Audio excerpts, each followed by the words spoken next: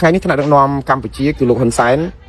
ដែលជាប្រធានព្រឹទ្ធសភាមែនតើក៏ជានាយករដ្ឋមន្ត្រីកម្ពុជានៅពីក្រោយដែរព្រោះអីយើងដឹងហើយថាប្រទេសកម្ពុជាសពថ្ងៃដឹកនាំដោយលោកហ៊ុនសែនមិនមែនលោកហ៊ុនម៉ាណែតទេគ្រាន់តែថាលោកហ៊ុនម៉ាណែតគឺជាអាយ៉ងដែលលោកហ៊ុនសែនគ្រាន់តែយកមកបញ្ឆោតដើម្បីឲ្យមើលទៅឃើញថាមានក្មេងឬក៏យុវជនជំនាន់ក្រោយដឹកនាំប្រទេសតែប៉ុណ្្នឹងឯងប៉ុន្តែអ្វីដែលជាអ្នកកាច់ចកោតនោះនិយាយទៅលោកហ៊ុនម៉ាណែតគឺអង្គុយនៅកៅអីមុខនៅកន្លែងចកោតយន្តនឹងមែនប៉ុន្តែលោកហ៊ុនសែនអង្គុយកៅអីក្បែរហ្នឹងគាត់ជាអ្នកលូកដៃមកកាច់ចកោតទេដូច្នេះលោកហ៊ុនម៉ាណែតហ្នឹងមិនបានកាច់ចកោតហ្នឹងទេតែយ៉ាងណាអ្វីដែលគាត់ទ្រាំមិនបានថ្ងៃនេះគឺគាត់បានអំពាវនាវឲ្យប្រជាពលរដ្ឋខ្មែរឈប់ទិញទំនិញថៃតាមពិតអាការធ្វើកសិកម្មទំនិញថៃហ្នឹងគឺកើតមានយូរហើយស្ទើរតែទូទាំងប្រទេសទៅហើយនៅកម្ពុជាដោយទាំងនៅស្រុកក្រៅហើយទៀតរឿងធ្វើកសិកម្មទំនិញថៃហ្នឹងមិនមានអីភ្ញាក់ផ្អើលប៉ុន្តែម្ដងនេះគឺមានថ្នាក់ដឹកនាំប្រកាសជាសកលចឹងហ្មងគឺលោកហ៊ុនសែនអំពាវនាវឲ្យប្រជាពលរដ្ឋខ្មែរឈប់ទិញទំនិញថៃនិងឈប់ចាយប្រាក់បាតថៃរឿងនេះគឺគាត់ធ្វើនៅពេលដែលឃើញវីដេអូមួយដែលប្រមាថរូបលោកនៅលើបណ្ដាញសង្គមតើវីដេអូដែលប្រមាថលោកនាយករដ្ឋមន្ត្រីហ៊ុនសែននេះឬប្រធានប្រតិភិហ៊ុនសែននេះតើគេធ្វើយ៉ាងម៉េចបាទគឺថ្មីនេះគឺមានរូបវីដេអូដែលគេបង្ហោះហើយសម្បីតែលោកហ៊ុនសែនក៏មិនដឹងថាអានឹងជា AI ឬក៏មិន AI ទេលោកមិនហ៊ានប្រកាសថាអានឹងជាវីដេអូពិតទៅទៀតព្រោះអីអារឿងការដែលចាប់ប្រកាន់ថារូបវីដេអូរឿងភ្នំទ្របរឿងប្រាសាទតាមាន់ធំឬក៏តំបន់អីផ្សេងដែលថៃទន្ទ្រានយកទឹកដីយើងបានហើយយើងថាយើងគ្រប់គ្រង 100% ការឃោសនាថាហ្នឹងជា AI ដល់ពេលឥឡូវសូម្បីតែលោកហ៊ុនសែនក៏គេប្រមាថកាត់ទៀនគាត់ដល់កម្រិតហ្នឹងក៏គាត់នៅតែមិនហ៊ាននិយាយថាវីដេអូហ្នឹង 100% ជារូបពិតដែរក៏ប៉ុន្តែគាត់ថាបើ AI ឬមិន AI គាត់ចាត់ទុកថាទង្វើបែបនេះគឺជាទង្វើអាក្រក់ទង្វើអមនុស្សនិងអន់ជាងសត្វទៅទៀតលោកថាវីដេអូនេះធ្វើឲ្យមនុស្សផ្ទាល់ឬក៏លោកថាមិនថាវីដេអូនេះធ្វើដោយមនុស្សឬក៏ធ្វើដោយ AI ទេគឺសិតតែបង្ហាញនៅអំពើអាក្រក់ទាំងអស់មិនថាជាតិណាឬក្រុមណានោះទេហើយនេះបងជាលោកហ៊ុនសែនមានប្រសិទ្ធភាពខាងសម្ដាយឬក៏តទីក៏បង្កើតវីដេអូបែបនេះនៅថៃថ្មីនេះគឺមានរូបវីដេអូមួយដែលគេយករូបលោកហ៊ុនសែនជារូបថតហើយនឹងអ្នកស្រីម៉ាលីសុជាតាដែលជាអ្នកនាំពាក្យក្រសួងការពារជាតិហ្នឹងយកទៅដាក់លើផ្ទាំងស៊ីបសម្រាប់ឲ្យជាលបែងបាញ់លេងកំសាន្តនៅក្នុងវងមហាជនថៃណាហើយការដែលយករូបលោកហ៊ុនសែនទៅឲ្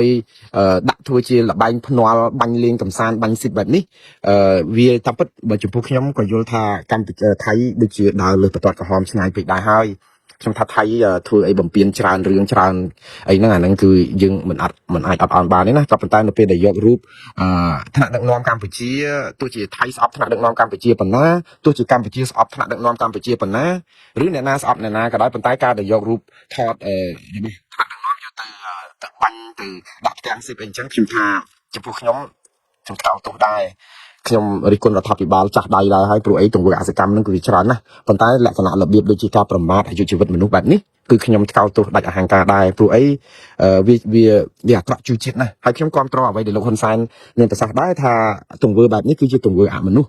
បានន័យថាគ្មានគុណធម៌គ្មានសិលធម៌វាជាទង្វើគ្រុតគ្រៀតហើយវាអន់ជាងសត្វទៅទៀតបានន័យថាគាត់ខឹងដែ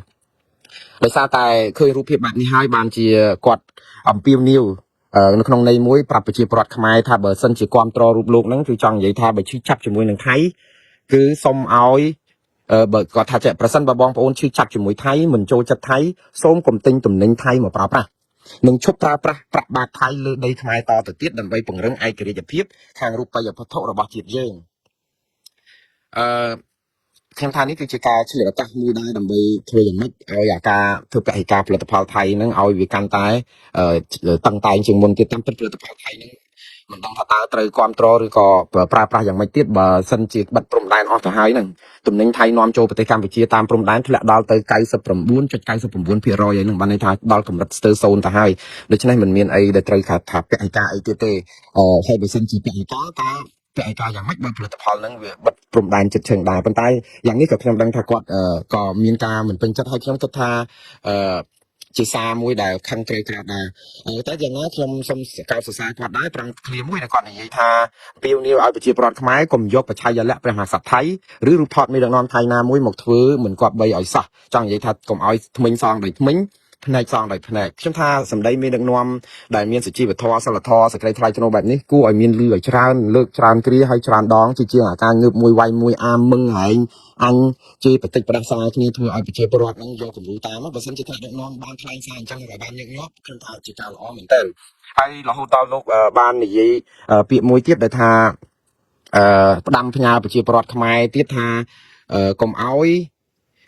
ធ្វើសកម្មភាពណាមួយប៉ះពាល់ដល់ក្រុមហ៊ុនថៃនិងប្រជាពលរដ្ឋថៃដែលកំពុងរស់នៅនិងធ្វើការរស់ស៊ីនៅកម្ពុជាលោកថាលោកជឿជាក់ថាប្រជាពលរដ្ឋថៃភាគច្រើនមិនចង់ធ្វើសត្រូវជាមួយប្រជាពលរដ្ឋកម្ពុជាទេ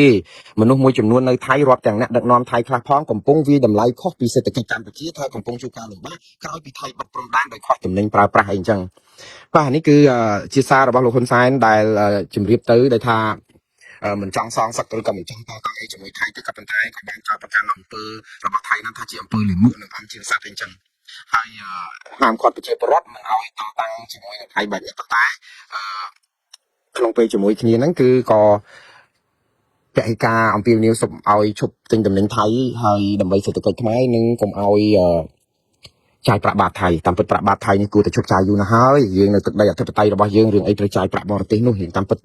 វាគួរតែឈប់ចាយ30-40ឆ្នាំហើយប៉ុន្តែយើងធ្វើអត់បានទេតើតែមានរឿងអញ្ចឹងបានយើងយកឱកាសហ្នឹងនៅក្នុងការប្រកាសទៀត